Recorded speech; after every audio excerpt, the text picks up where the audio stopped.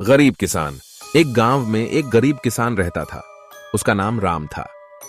राम के पास खेती करने के लिए बहुत कम जमीन थी और उसके पास एक छोटा सा घर था।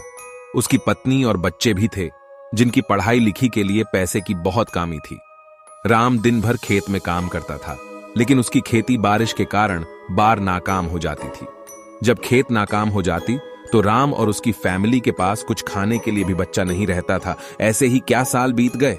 एक दिन एक एनजीओ का कार्यकर्ता गांव में आया और राम से उसके जीवन के बारे में पूछा। राम ने उसे अपनी समस्याओं के बारे में बताया और कहा कि उसके पास कुछ भी नहीं बचा है।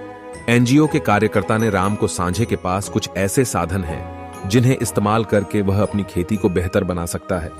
एनजीओ ने राम को बेहतर बीज और खड़ा भी प्रदान किया। राम ने एनजीओ के सुझावों पर अमल किया और अपनी अपनी खेती में बेहतर बीज और खाद इस्तेमाल किया।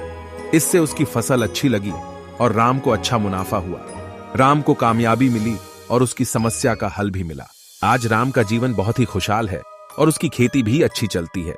उसके परिवार के पास खाने के लिए पैसे भी हैं और उनके बच्चों की पढ़ाई भी सही से हो रही है।